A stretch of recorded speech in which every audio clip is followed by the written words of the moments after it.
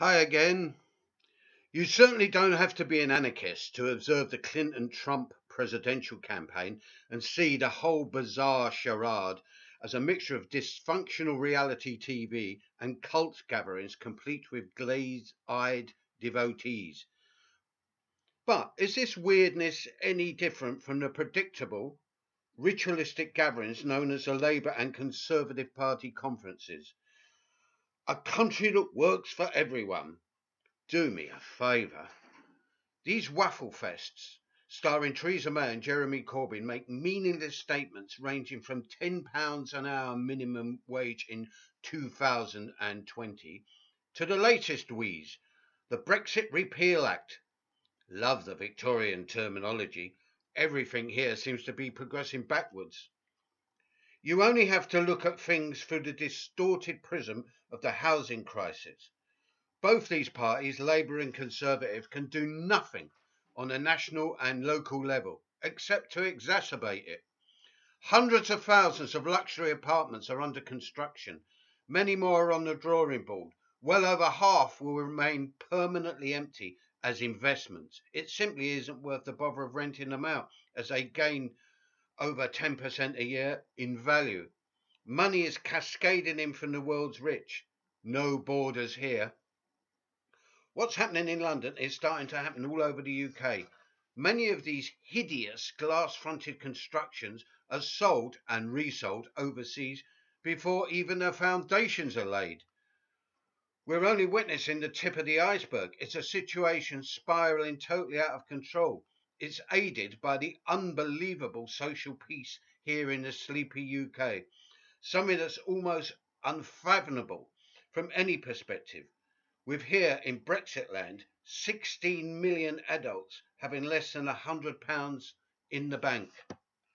We seem yards away from a Titanic scale collision while the Tory and Labour bands belt out their fantasy numbers. And yet, we remain totally passive on all levels. No challenge to the ruling elites despite homelessness, increasing poverty, marginalisation, insecurity, breakdown in essential services from welfare, education, public transport, the National Health Service, and of course, right through to housing.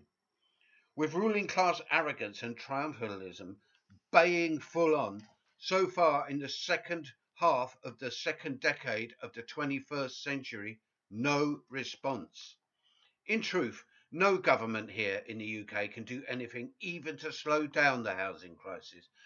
Despite waving the flag and singing the national anthem, they are selling everything from football clubs to the stock exchange to the world's rich elites. It's gone beyond their control or regulation. They cannot and are unwilling to defy the laws of so-called private property, the insane world market, globalization, neoliberalism, or however you want to describe it. The solution? We have to cease being the most apathetic, browbeaten, grovelling population in Europe. Pull ourselves screaming out of this acceptance of everything detrimental to us on every level, both long and short term. It's got to come to an end. The overpaid pundits say, as regard housing, for example, oh well, you always get population changes, it's renewal, it always happens, it's all part of the regeneration process. So, who's going to finally replace the influx of the world's wealthy? Frankly, it's the end of the line.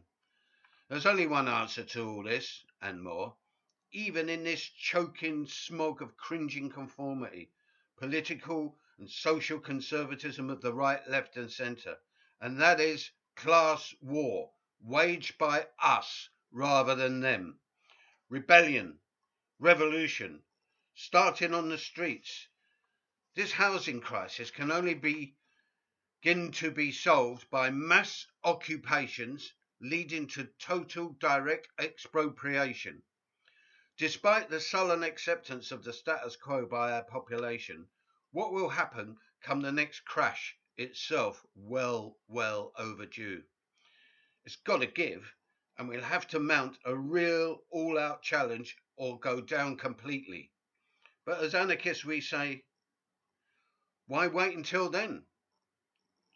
So let's get ready. And now, bye.